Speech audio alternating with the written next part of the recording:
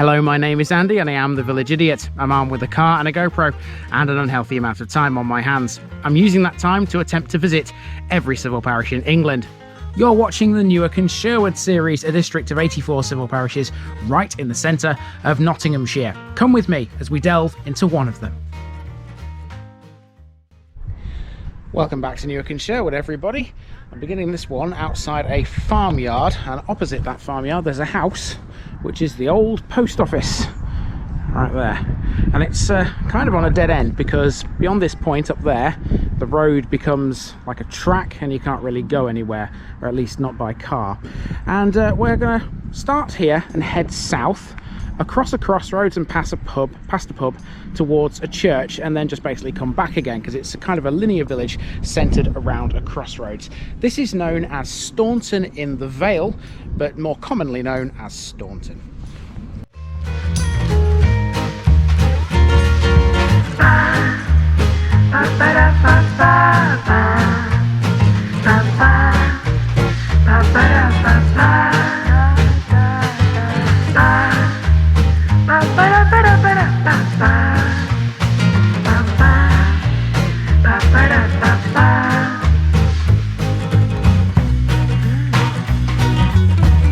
This Newark and Sherwood video is sponsored by Past Days, a family history blog by June Terrington. You'll find a link in the description.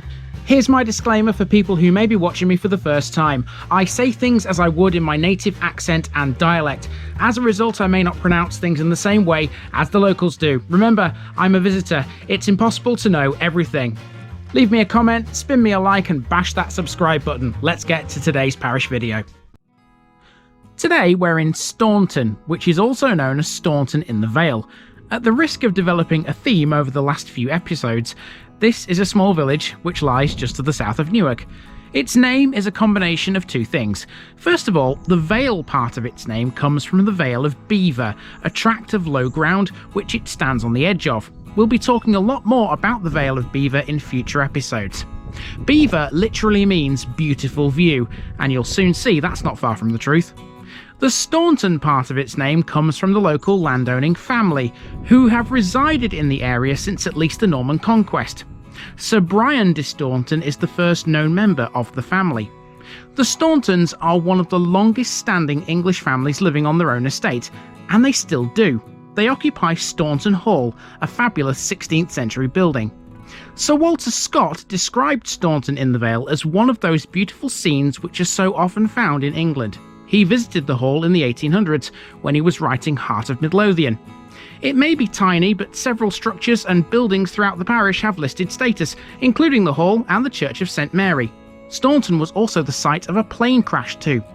There's more to this one than meets the eye. Let's get cracking, shall we?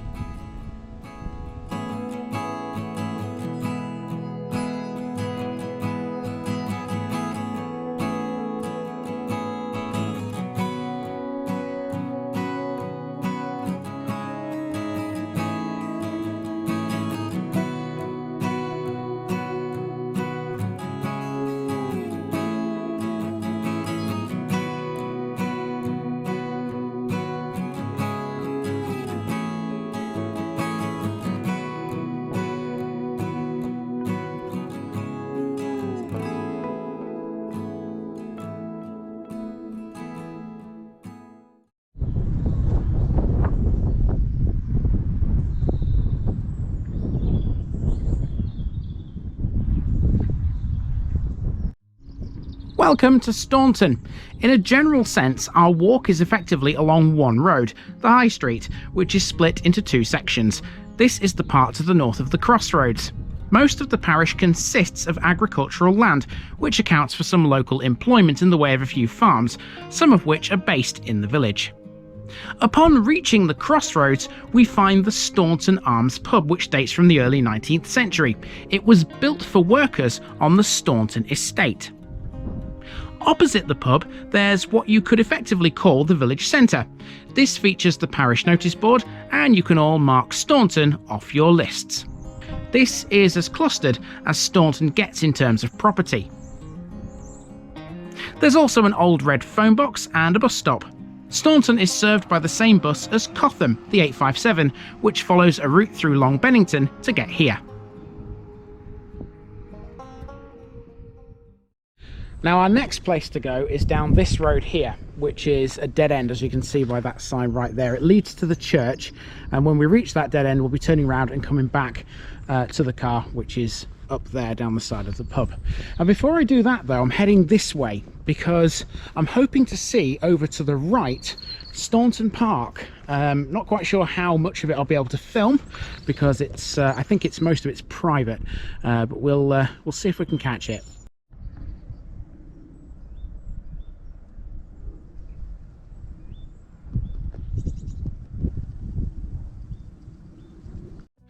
As it turns out, I couldn't see a lot of Staunton Park, but this is part of it. It's the adjoining parkland to Staunton Hall. Opposite the park is Staunton Montessori School, which is primarily a nursery. It began life in 2001, being run by members of the Staunton family. Montessori schools take their name from the Italian physician Maria Montessori. A typical classroom in one of these is very unlike your normal mainstream school. They place emphasis on hands-on learning and developing real-world skills. This is the first time we've seen one of these, although regular viewers might remember Water in the East Riding. There's another one there, close to the pond at the end of that video. We've now turned around and we're back to the High Street. This southern part of the High Street is a dead end, as this sign shows us. Walking down here, you pass some other notable buildings like the old rectory as we make our way to the church. Okay, so in a moment this road runs into a dead end and you come across the church. Now, if you look at Google Maps, it will show you somewhere close to the church. It will show you a pointer that says Staunton Aviation Memorial. I think it's in the church. Not totally sure because I couldn't find anything about it online. However, I am going to have a little look around and see if I can find whereabouts it is. So yeah, church is next.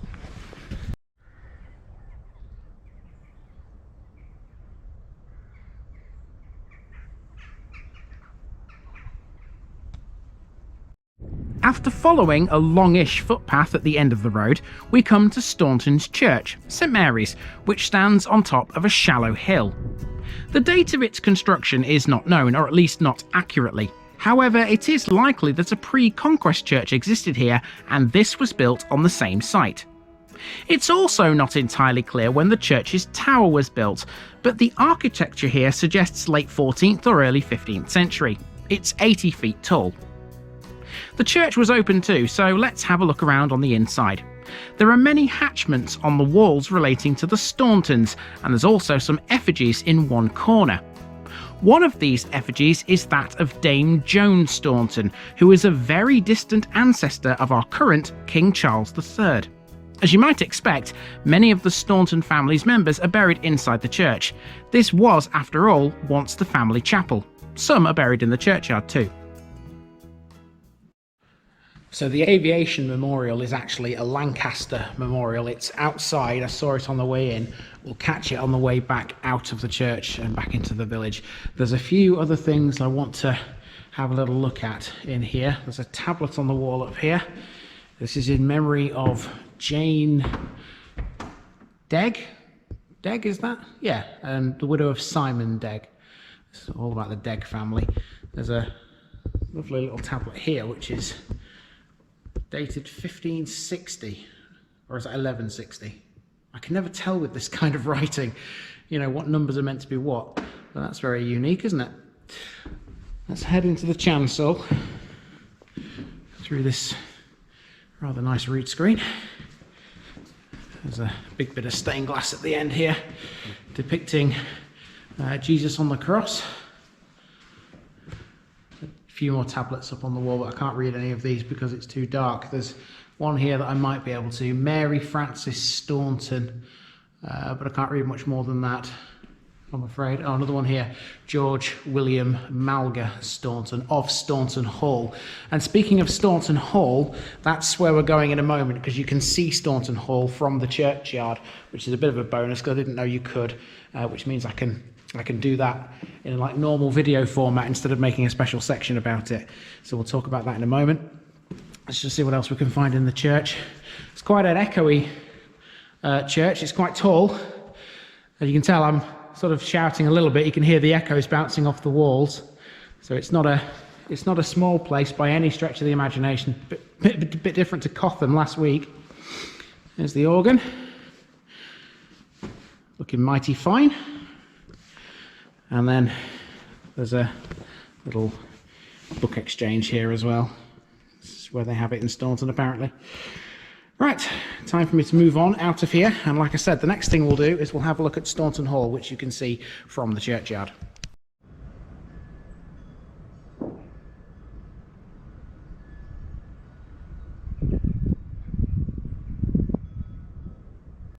Seen from the churchyard, this is the 16th century Staunton Hall, which to this day is still the Staunton family's main residence.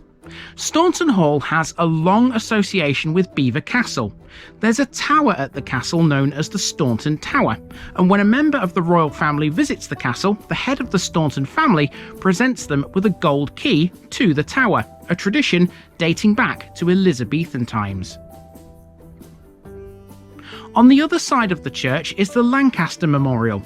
This commemorates the crew of an aircraft which crashed near the village in 1943. The aircraft in question was the Avro Lancaster W4270, which lost control during a training mission.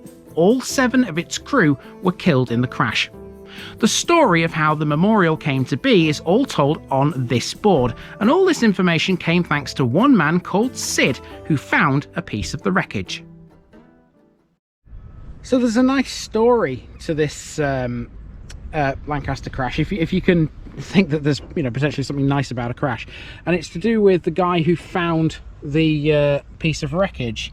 Obviously it tells the story of the crash here, but over here it says about the piece of wreckage that was picked up by a guy called Sid.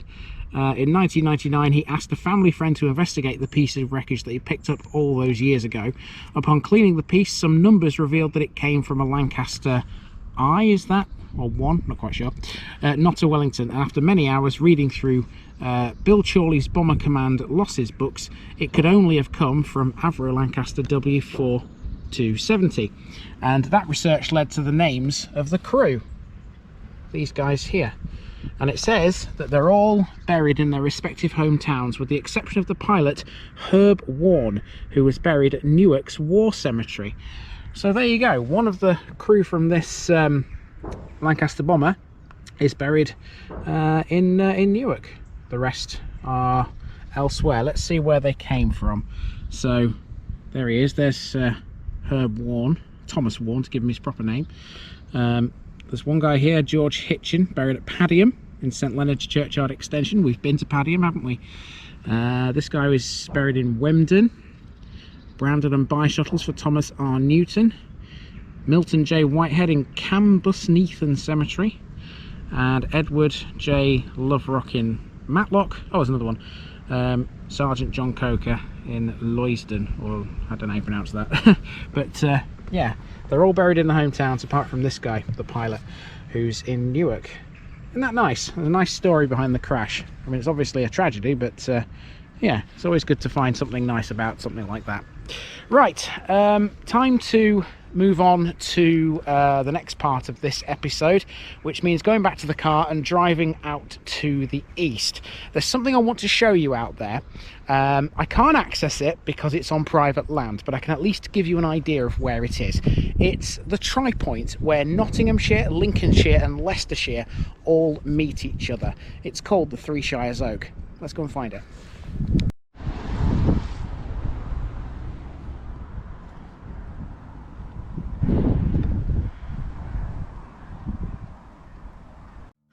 Whilst the land is generally very low-lying and level around here, there is a ridge to the north of the village centre.